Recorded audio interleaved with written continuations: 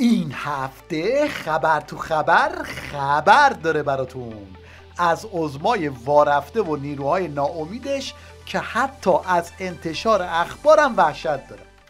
ما باید خودمون رو برای جهاد آماده بکنیم. برخی متاسفانه همش در حال ناامید کردن خودشون و دیگرانن. دیدید بعضی از افراد هستن واقعا گاهی وقتا آدم دلش میسوزه، یعنی 2 دقیقه کنار اینا میشینی احساس میکنی بدبخت‌ترین و بیچاره ترین فرد عالم منم. این یکی هم نگران خالی شدن دل بسیجیاست که این روزا در حال ریزشن. دشمن مطلبی تولید نمی کند الا اینکه میخواهد ما رو بترساند. دشمن مطلبی رو تولید نمی کند الا اینکه میخواهد دل ما رو خالی کند، میخواهد جامعه ما رو بترساند. اون چه که دل بسیجی‌ها رو خالی میکنه اینه که توی تلویزیون خامنه‌ای به دروغایی که خودشون گفتن اعتراف میکنن. استفاده کردن، حتی یادم یه اخباری رو به دروغ پخش میکردن به نقل از ایران راجع به F-35 خلبان زن اسرائیلی فلان که چی، که خب مشخص بود این اخبار غیر رسمی و تایید نشده بود، تا اینو با تکنیک تعمیم بگن آقا مثلا سایر اخبار ایران هم اینطور بی اعتباره. این میگه این دروغا رو دشمنا سر زبونو انداختن، در حالی که تلویزیون خود خامنه‌ای هم همین خبر رو منتشر کرده بود. ساقط کردن هواپیماهای F-35 شاهکار محسوب میشه. بی سابقه است، نداشت نمونه نداشت. تا الان این جنگنده ها در هیچ جنگی ساقط نشدن. به لاشه اینا دسترسی نداشتیم که منتشر کنیم تصاویر رو. تصاویری منتشر شد از لاشه اینها. بعد این خبر اسارت خلبان ها چقدر دقیق و بله اعلام کردن تحلیلی هست که تصاویر اینا چون برای در یک اقدام بسیار نادر برای اولین بار در یک شرایط کاملا جنگی افسانه رادارگریز بودن F-35 توسط سامانه‌های پدافند هوایی ایرانی فرو ریخت. 2 سامانه پدافند هوایی ساخت دانشمندان گمنام صنایع دفاعی ایران که یکی از اونها F-35 رو در یک ارتفاع بسیار بالا با 1 تیر موشک پدافند هوایی رهگیری و ساقط کرد. این نشان دهنده عملکرد موفق سامانه‌های کشف، شناسایی و درگیر کننده پدافند هوایی کشور. حالا اگه کسی بگه این حرف کارشناسا بوده و سندیت نداره، اون وقت مجبوریم این خبر رو از تلویزیون رژیم منتشر کنیم که گوینده داره اطلاعیه روابط عمومی ارتش تحت امر خامنه‌ای رو میخونه. خبری که همینک به دستم رسید توجه بفرمایید. روابط عمومی ارتش اعلام کرد انهدام 1 فروند جنگنده F-35 دیگر رژیم صهیونیستی در خاک کشورمان. پدافند هوایی ارتش یک بار دیگر 1 فروند جنگنده F-35 متخاصم رژیم صهیونیستی را مورد اصابت قرار داد و منهدم کرد. خلاصه که دروغاشون هم دوام نداره و به جنگ و دعوا میکشه.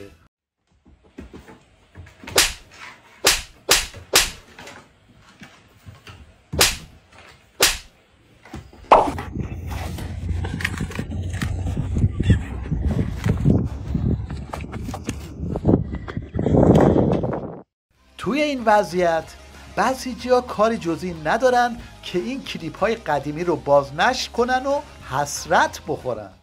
آرکیفور امریکایی هم چیز دیگه، اونم ما 60,000 تا پرواز می‌کنه.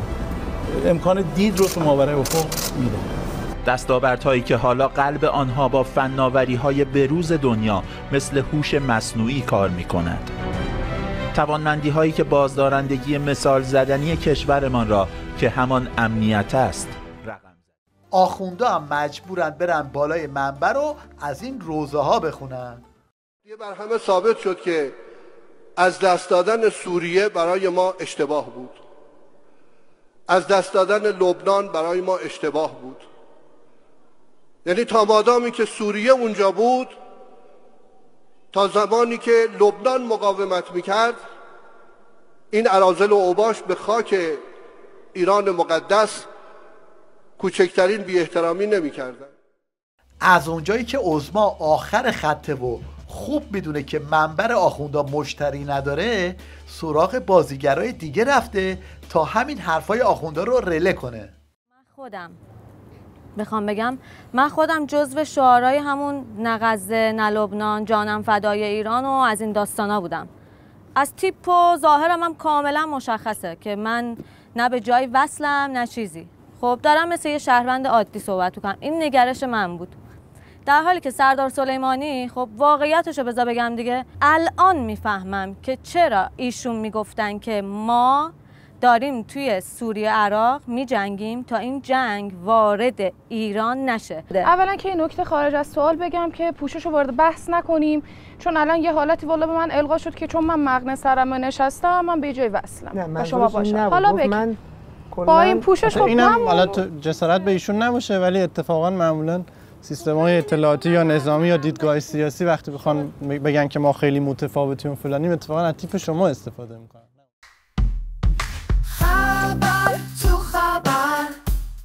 این روزا همه مشنگای نظام ولایت قرص نفوذ انداختن بالا و مدام از نفوذ مینالن. این که بیاریم تقلیل بدیم بگیم 4 تا افغانی‌ها نفوذی‌های ماست، این نیست واقعا. نفوذی‌ها رو خیلی عمیق‌تر ما بگیریم. اتفاقا نفوذی‌ها کسانی هستن که بیشتر از انقلاب صحبت میکنن، بیشتر از انقلاب دفاع میکنن، ظاهر انقلابی تری هم جلوه میدن. این مهره اصلاحاتی هم دل عظما رو اینطوری خالی میکنه و میگه عمق نفوذ بیشتر از این حرف هاست. 3 سردار سلامی هدف قرار میگیره، 5 صبح سردار حاجی زاده هدف قرار میگیره. یعنی سردار حاجی زاده میدونست عملیات صورت گرفته. این یه کار اون افغانی و نمیدونم، بله اون برادر افغانستانی میتونست مثلا یه پولی گرفته باشه، ولی این که در چه سطوحی جلسه بوده، مثلا 9 نفر آقایون اومدن در ستاد مشترک، یه نفر دیر کرده وایساده، نفر دهم بیاد بعد بزنه اونجا رو. این دیگه صحبت این نیست که من رو ببینم تو اینستاگرام مثلا آقای زاد یا آقای باهنر چی گفته من برم سراغش. حالا با چنین وضعیتی آخوندا افتادن به جون مردم و تو خیابونا بساط بازرسی را انداختن. این هم یک پاسخ به همین کارهای رژیم برگرفته از اینترنت. جلوی موتور من با موتور شبم دارم به من میگه آقا زینت دادم بالا، تو اونجا رو میگن دنبال چی میگردی؟ پهپاد میگردی؟ اسلحه میگردی؟ نه بابا دنبال چی داری میگردی؟ شب برای چی شما این همین اسپازرسی میزنید؟ دنبال چی میگردید؟ چرا مزاحمت واسه مردم ایجاد میکنید؟ جای اینکه این اسپازرسی رو نمیزنید به قول معروف میخواید چی رو ثابت بکنید؟ جاسوس خودتونه، تروریست خودتونه، آدم فروش خودتونه. دلیل همه این کارا اینه که عظما هنوز خودشم نفهمیده از کجا خورده.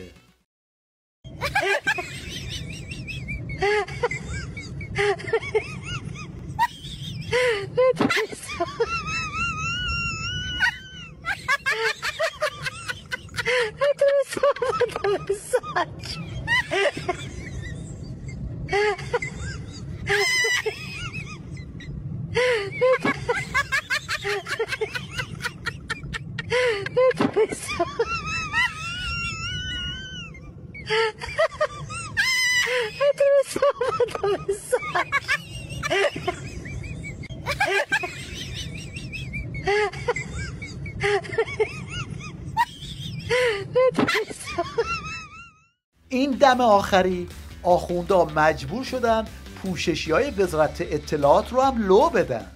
اسمشو میذاریم، آره اسمشو میذاریم تربیت پوششی. امروز بچهای اطلاعاتی کاری میکنن میگن پوش.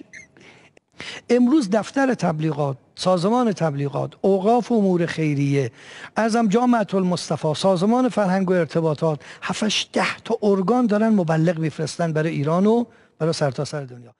البته این پوششی‌ها هم دیگه کارایی ندارن و تو محافل خودشون سوژه جوک و خندن.